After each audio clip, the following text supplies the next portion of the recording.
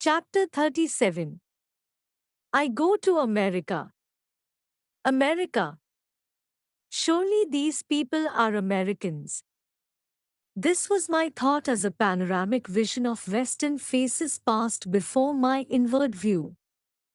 Immersed in meditation, I was sitting behind some dusty boxes in the storeroom of the Ranchi school. A private spot was difficult to find during those busy years with the youngsters. The vision continued, a vast multitude, gazing at me intently, swept actylake across the stage of consciousness. The storeroom door opened. As usual, one of the young lads had discovered my hiding place. Come here, Bimal, I cried gaily. I have news for you. The Lord is calling me to America. To America? The boy echoed my words in a tone that implied I had said to the moon. Yes, I am going forth to discover America, like Columbus. He thought he had found India. Surely there is a karmic link between those two lands. Bimal scampered away. Soon the whole school was informed by the two-legged newspaper. I summoned the bewildered faculty and gave the school into its charge. I know you will keep Lahiri Mahasya's yoga ideals of education ever to the fore, I said. I shall write you frequently. God willing, someday I shall be back. Tears stood in my eyes as I cast a last look at the little boys and the sunny acres of Ranchi. A definite epoch in my life had now closed. I knew, henceforth I would dwell in far lands. I entrained for Calcutta a few hours after my vision. The following day, I received an invitation to serve as the delegate from India to an international congress of religious liberals in America. It was to convene that year in Boston, under the auspices of the American Unitarian Association. My head in a whirl, I sought out Sri Yukteswar in Srirampur. Guruji, I have just been invited to address a religious congress in America. Shall I go? All doors are open for you, Master replied simply. It is now or never. But, sir, I said in dismay, what do I know about public speaking? Seldom have I given a lecture, and never in English. English or no English, your words on yoga shall be heard in the West. I laughed. Well, dear Guruji, I hardly think the Americans will learn Bengali. Please bless me with a push over the hurdles of the English language. When I broke the news of my plans to father, he was utterly taken aback. To him, America seemed incredibly remote. He feared he might never see me again. How can you go? He asked sternly. Who will finance you? As he had affectionately borne the expenses of my education and whole life, he doubtless hoped that his question would bring my project to an embarrassing halt. The Lord will surely finance me. As I made this reply, I thought of the similar one I had given long ago to my brother Ananta in Agra. Without very much guile, I added, Father, perhaps God will put it into your mind to help me. No, never. He glanced at me piteously. I was astounded, therefore, when father handed me, the following day, a check made out for a large amount. I give you this money, he said, not in my capacity as a father, but as a faithful disciple of Lahiri Mahashaya. Go then to that far western land, spread there the creedless teachings of Kriya Yoga. I was immensely touched at the selfless spirit in which father had been able to quickly put aside his personal desires. The just realization had come to him during the preceding night that no ordinary desire for foreign travel was motivating my voyage. Perhaps we shall not meet again in this life. Father, who was 67 at this time, spoke sadly. An intuitive conviction prompted me to reply, "Surely the Lord will bring us together once more." As I went about my preparations to leave Master and my native land for the unknown shores of America, I experienced not a little trepidation. I had heard many stories about the materialistic Western atmosphere, one very different from the spiritual background of India, pervaded with the centuried aura of saints. An Oriental teacher who will dare the Western airs, I thought, must be hardy beyond the trials of any Himalayan cold. One early morning I began to pray, with an adamant determination to continue, to even die praying, until I heard the voice of God. I wanted His blessing and assurance that I would not lose myself in the fogs of modern utilitarianism. My heart was set to go to America, but even more strongly was it resolved to hear the solace of divine permission. I prayed and prayed, muffling my sobs. No answer came. My silent petition increased in excruciating crescendo until, at noon, I had reached a zenith. My brain could no longer withstand the pressure of my agonies. If I cried once more with an increased depth of my inner passion, I felt as though my brain would split. At that moment there came a knock outside the vestibule adjoining the Gulpar Road room in which I was sitting. Opening the door, I saw a young man in the scanty garb of a renunciate. He came in, closed the door behind him and, refusing my request to sit down, indicated with a gesture that he wished to talk to me while standing. He must be Babaji. I thought, dazed, because the man before me had the features of a younger Lahiri Mahashaya. He answered my thought. Yes, I am Babaji. He spoke melodiously in Hindi. Our Heavenly Father has heard your prayer. He commands me to tell you, follow the behests of your Guru and go to America. Fear not, you will be protected. After a vibrant pause, Babaji addressed me again. You are the one I have chosen to spread the message of Kriya Yoga in the West. Long ago I met your Guru Yukteswar at a Kumbh Mela. I told him then I would send you to him for training. I was speechless, choked with devotional awe at his presence, and deeply touched to hear from his own lips that he had guided me to Sri Yukteswar. I lay prostrate before the deathless Guru. He graciously lifted me from the floor. Telling me many things about my life, he then gave me some personal instruction and uttered a few secret prophecies.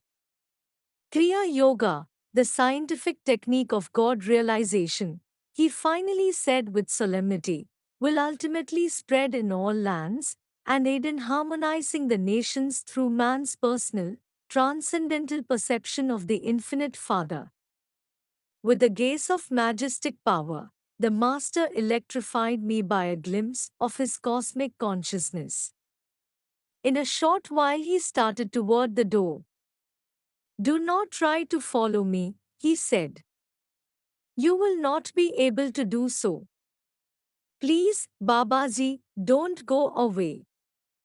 I cried repeatedly. Take me with you. Looking back, he replied, not now.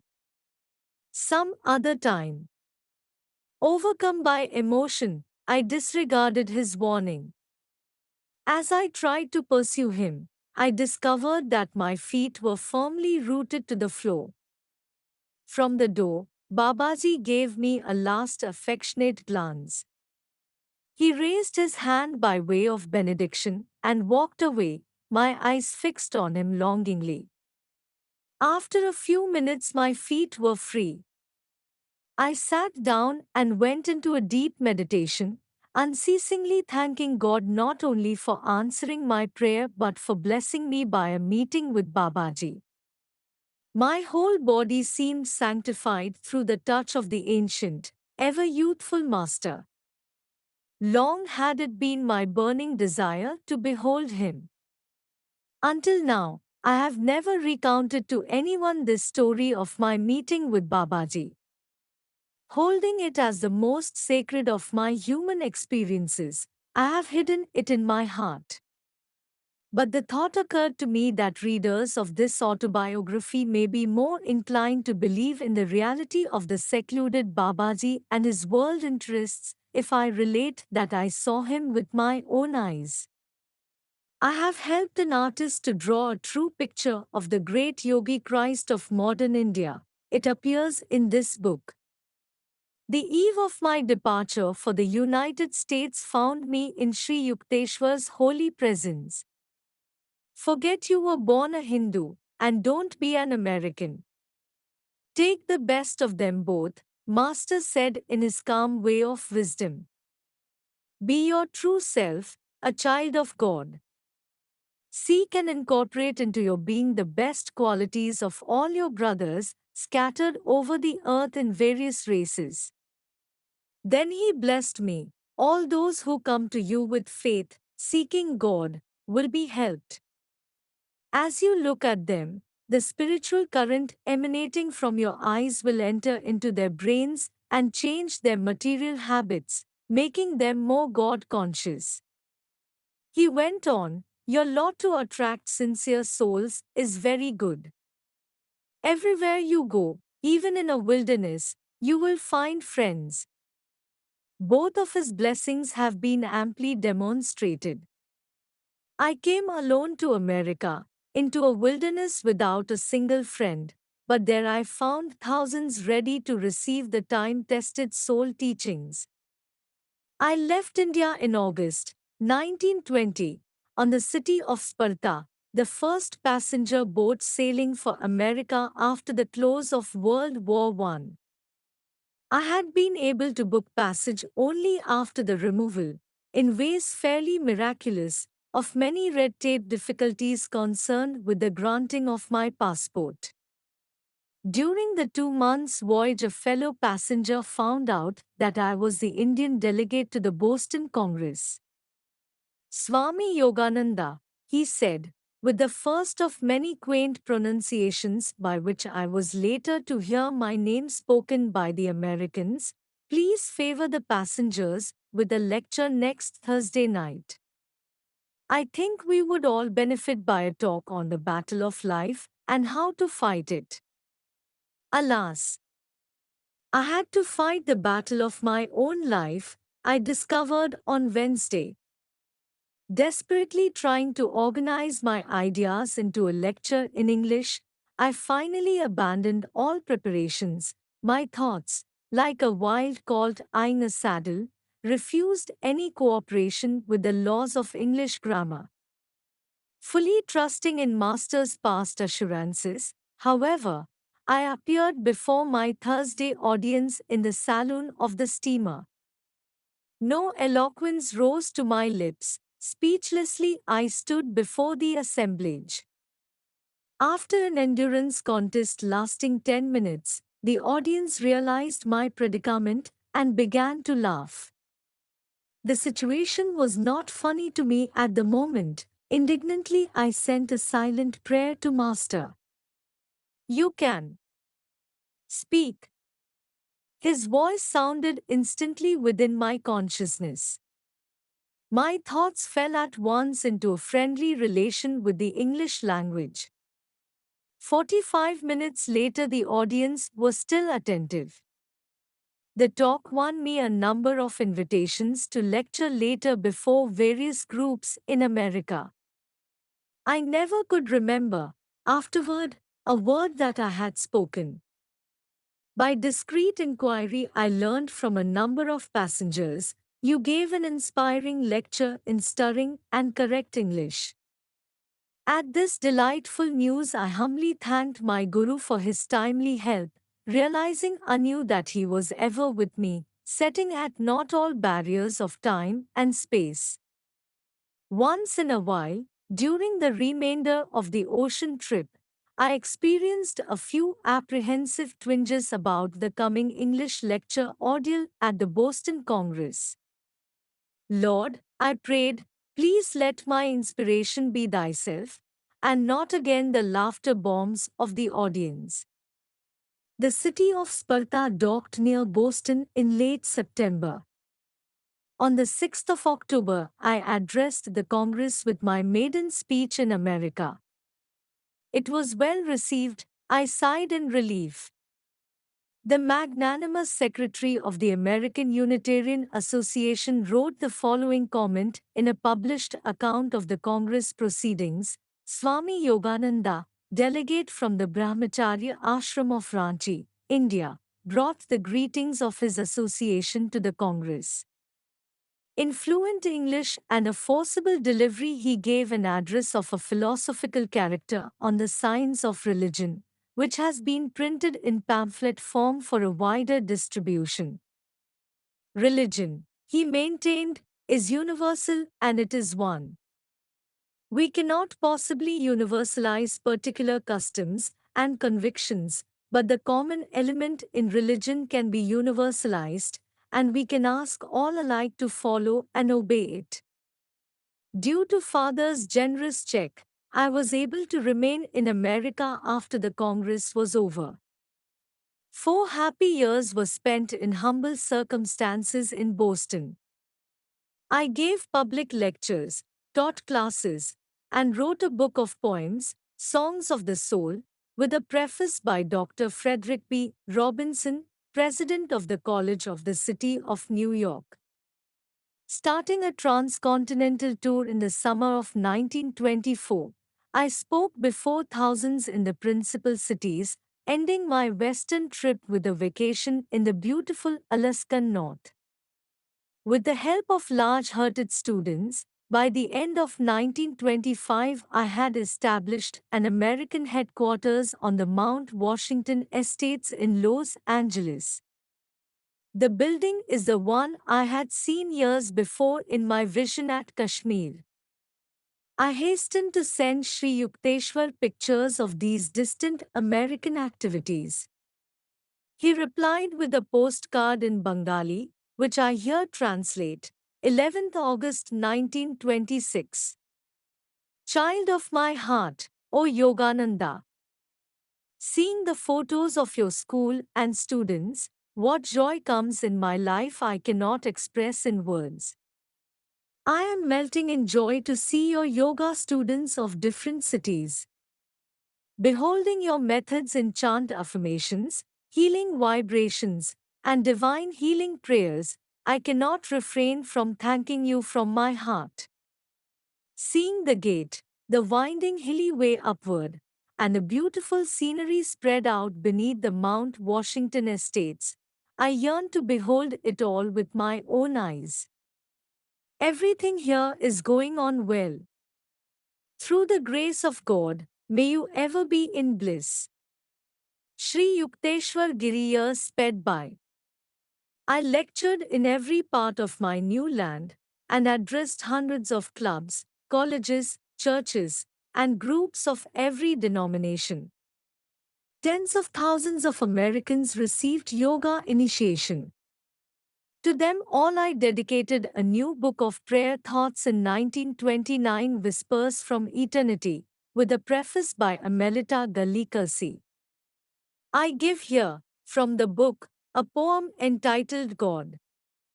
God, God, composed one night as I stood on a lecture platform, from the depths of slumber, as I ascend the spiral stairway of wakefulness, I whisper, God, God, God. Thou art the food, and when I break my fast of nightly separation from thee, I taste thee, and mentally say, God, God, God. No matter where I go, the spotlight of my mind ever keeps turning on thee, and in the battle din of activity, My silent war cry is ever, God, God, God. When boisterous storms of trials shriek, and when worries howl at me, I drown their clamor, loudly chanting, God, God, God. When my mind weaves dreams with threads of memories, then on that magic cloth I find embossed, God, God, God. Every night, in time of deepest sleep, my peace dreams and calls, joy, joy, joy. And my joy comes singing evermore, God, God, God. In waking, eating, working, dreaming, sleeping, serving, meditating, chanting, divinely loving, my soul constantly hums, unheard by any, God, God, God. Sometimes, usually on the first of the month, when the bills rolled in for upkeep of the Mount Washington and other self realization fellowship centers, I thought longingly of the simple peace of India. But daily I saw a widening understanding between West and East. My soul rejoiced. I have found the great heart of America expressed in the wondrous lines by Emma Lazarus, carved at the base of the Statue of Liberty, the mother of exiles. From her beacon hand glows worldwide welcome. Her mild eyes command the air-bridged harbor that twin cities frame. Keep, ancient lands, your storied pomp, cries she with silent lips. Give me your tired, your poor, your huddled masses yearning to breathe free, the wretched refuse of your teeming shore. Send these, the homeless, tempestuous to me. I lift my lamp beside the golden door. This marks the end of chapter 37. Thank you for liking and following the channel.